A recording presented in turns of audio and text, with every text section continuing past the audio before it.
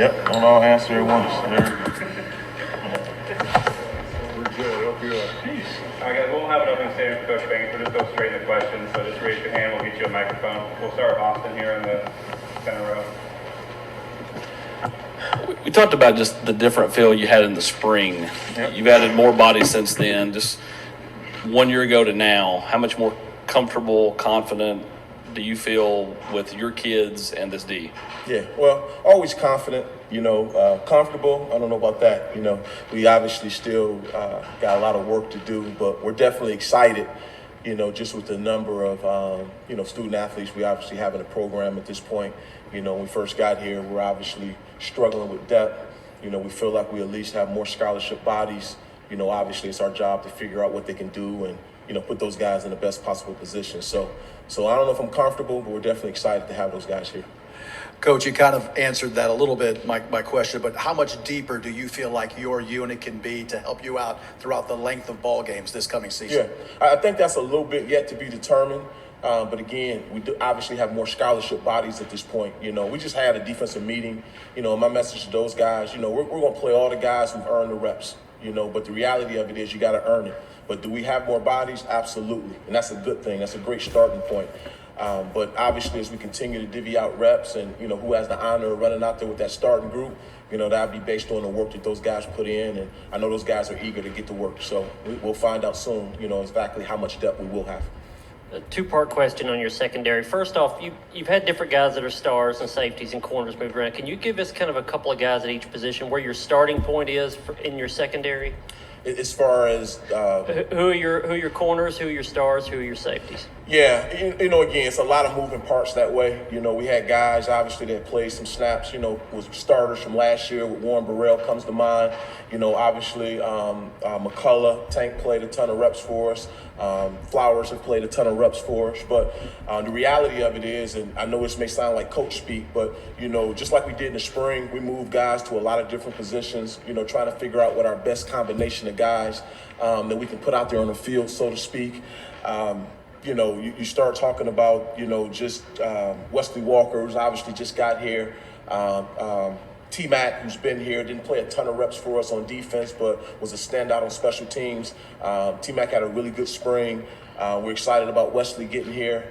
But again, we're going to move those guys all around, try to figure out who is the star, who is the safeties, and obviously the corners. But I think it's a good problem to have, but we want to coach defensive backs, not necessarily safety, stars, corners. We just want to put the best combination of guys out there we can. The second question on that, what's the process for figuring out what that combination is? Is there an urgency week 1, week 2 to get that set, or can that go all the way up to kickoff? Yeah, it's always, who fits where? It's always an urgency. Again, we talked about that a lot, just in terms of what our mantra is, love, trust, and urgency. So, I don't think you can figure anything out of one practice. Obviously you got to continue to rotate guys in, continue to put guys in different spots, see how they adjust to it.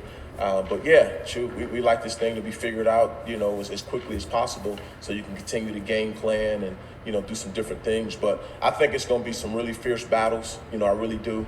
I think guys that obviously played a lot of significant snaps coming from last year will have great confidence coming in, but we have some young guys that are itching, to prove what they can do. So I think it's an exciting time for us on defense and UT in general. And, like I said, we just can't wait to get to work. Do you know what you have yet in Andre Turrentine and Wesley Walker, and how much do you kind of look forward to getting out there and, getting your hands on them in a more practice-oriented basis? Yeah, I mentioned Wesley already, but Andre as well.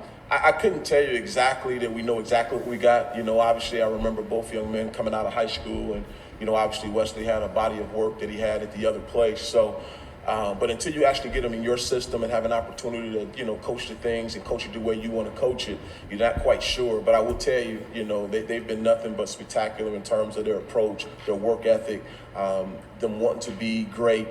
So they've been great in our room. I know those guys have really, their teammates have really adjusted to them well, and excited to have them in our family. So we're just excited to see what they can do, these practices that we got coming up. So I'm hoping they're as good as advertised, because we obviously need them, and along with the other guys, to be able to help us, take that next step. Tim, what have you seen from Juwan Mitchell and just your expectations for him this fall camp?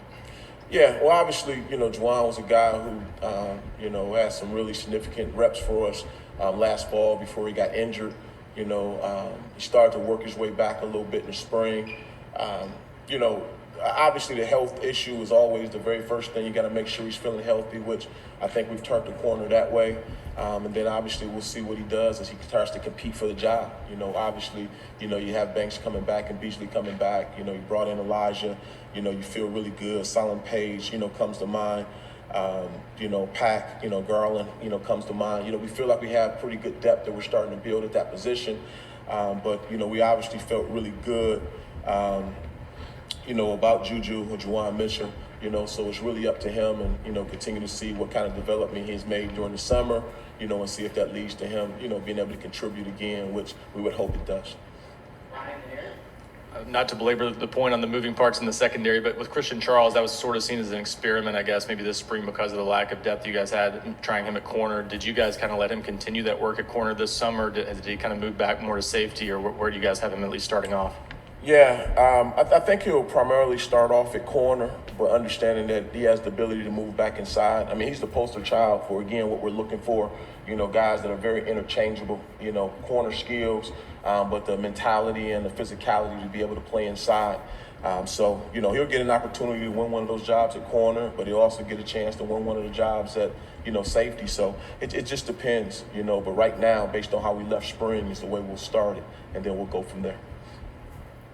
I know practices haven't started yet, but do you feel like from a linebacker standpoint, you can go from playing 3 guys last year to maybe playing 6 or 7 guys in the rotation? Yeah, you would like to. Again, it's hard to say until you get going, but, if you're just basing it on pure numbers, you would like to think that, whether those guys play significant snaps just on special teams, you would like to think some of those guys will have better confidence, going into the fall. Again, when you start talking about Apache or William Mohan, you start talking about, again, Garland. Those guys have played significant snaps, even if it was on teams, which obviously lends itself to some confidence. So we'll be disappointed, if we don't have better depth there based on the number of bodies that we have. But as I stated earlier, you'll get what you earn. Those guys have to earn the right, at linebacker, D-line, secondary. We're not going to ever put the program in jeopardy. We're going to put the best guys out there that gives us the best opportunity to win. I think those guys understand that, we would like to play as many guys as we can. I think it helps us in the long run. Obviously, it helps us in the short run, based on how we play. And if they're able to come along, they'll definitely get out there and play. Coach, 2 things. One, Nick Saban said that what your cornerbacks can do determine what you can do on defense. Do you subscribe to that theory? Yeah, I think there's a lot of truth to that, particularly based on the kind of scheme that you play. If you're a scheme that, asks your corners to play a lot of man-to-man so you can be able to, load the box, I think traditionally, I think that's a solid statement. We got to figure out, again, who our best corners are. We like to be able to play with at least 3 at the bare minimum. You like to be able to play 4 in a perfect situation. And obviously, once we figure out that position, we continue to see where the best guys are, whether it's star, safety, et cetera. But, I think that's a strong statement. And, I would definitely echo that. And secondly, Jeremy Banks has shown up on a lot of all SEC preseason teams. Do you see him having the ability to be an all-SEC player? I do. I mean, he's one of those guys that, loves the game of football. He plays extremely hard. He's very athletic. He's tough. He has all the traits that you look for from a linebacker perspective. I thought really he was just scratching the surface on how good he could be last year. I think he's worked very hard during the spring to try to shore up some things that we identified as liabilities. I think if he continues to work at, the things that we talked about, I think there's no reason why, he shouldn't be one of the better linebackers in this conference, if not in the country.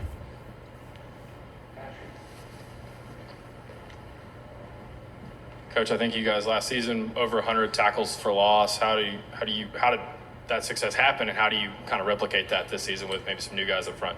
Yeah, obviously, our philosophy and how we go about our business will never change. We want to be aggressive in everything that we do, whether we're attacking with our 4-man front, bringing a 5th or a 6th defender. What that ends up being in terms of tackle for losses, that's yet to be determined.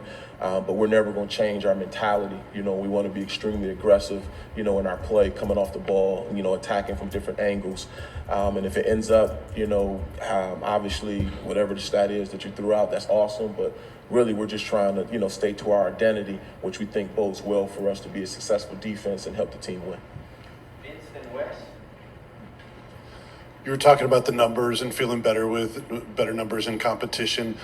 Can you elaborate on that with your defensive line specifically and how much that can help you with four-man rushes and not having to send as many on blitzes? Yeah, I think it always starts up front, as cliche as that may sound. The reality of it is the more guys you can play up there, those guys have to strain and they're in confrontations every single snap, and they're typically the ones that'll get tired the fastest. So I think Coach Gardner and the rest of the staff have done a great job, again, identifying some of the weaknesses that we had up front. And trying to get that thing corrected. But I think, the ability to play more guys, number one, it gives that competition, makes everybody, strain a little bit harder, to earn that playing time. But I also think it lends itself to those guys being a little fresh, coming down the back stretch when you really need those guys to be able to close some games out. So we're hoping that, we'll develop some more depth that way, whether it be inside or on the edges. And we'll obviously find out as we continue to move forward. But definitely having the ability to play more guys up front, we think bodes well for us. Tim, Brandon Turnage is a guy who's kind of had a really interesting year and a half. He had the one really big game last year, a couple other solid games, and then, an injury situation, didn't play a lot in some other games. Where is he physically now, and what are y'all looking to get out of him heading into the season? Yeah, just like I said earlier, he's one of those combo guys, very similar to Christian Charles. He has the ability to play corner. We also think he has the toughness and the awareness to be able to play inside. So he'll get his opportunities, whether it's at star corner, maybe inside, just depending on how everything shakes out. But, he's one of those guys that you just love having on the team. He's very positive. He's obviously a really good athlete. We're going to have a hard time keeping him off the field. Like I said, I think we'll have, some really good battles, in camp. And, we'll kind of see how it shakes out. But I think he's heading in the right direction. I think he's feeling healthy, which is obviously half the battle. Coach Banks, Coach Heupel was really complimentary of Byron Young in his offseason. What kind of growth have you seen from him? Yeah, tremendous, and I would say first, just from a leadership perspective, we put him in some different situations during the offseason where he had to be more verbal, and I thought he answered the bell. I don't think that was his natural instinct, is to be able to lead from the front, but he's worked very hard to be very vocal. And I think as he's become more vocal, he's become more confident. He obviously has a skill set. He plays extremely hard. I think he worked very hard to try to refine his technique and his overall knowledge of the game. And I think we'll start to see that pay some dividends moving forward. So I'm excited about him. I would echo this for him, the same thing that I said about Jeremy Banks. I think he has the ability to be one of the better players in this conference, if not the country. But obviously he's got to continue to work at that pace, and so far he's done that. Two more questions, Eric and Brandon. What's the next step for Tyler Barron to be as good as he can be? And moving down the line, will that help him kind of reach that potential? Yes, and again, I hate to sound like a broken record, but once again, I'm excited about Tyler. He's healthy. Tyler's a guy who has, unbelievable, strength, power, speed to power ratio. And he's obviously a guy that's really, really bright. He's able to play the Leo spot for us. He's also played the end spot for us. He has that versatility that I spoke about with the corners, being able to play inside and outside. He's a guy who has the ability to be able to play either side of our defense, and has the ability to slide inside, based on situations. So I think as he continues to, take care of his body and as he stays healthy, I think he has a chance again to have a really big year for us. And I think he would tell you the same thing. He's worked his tail off this offseason, and I think he's primed for a big year. With the exception of more depth, playing more people, where do you expect this defense to grow this year? And will you be more multiple? Do you add a lot this offseason schematically? How do you expect this defense to grow besides playing more people? Yeah, I think it's no different than what I told you guys last year. A lot of it is, but we have core beliefs in what we want to do, but a lot of it is based on our personnel. So as we continue to figure out what these young guys can do, some of the freshmen that that just got here, even if they came in the spring, continue to figure out what their strengths and liabilities are. we'll be able to highlight that, so to speak, in our package. And then the same thing with some of the transfers that we got in here. How can we best take advantage of their skill sets? And that would dictate, how multiple we are. We obviously want to do some different things and try to keep the offenses guessing best we can. But at the end of the day, it's all about playing to the strength of your team, the strength of your players, and highlighting the right guys. And we'll continue to stay that path. Thank you, Coach. All right. Appreciate you guys. Thank you so much.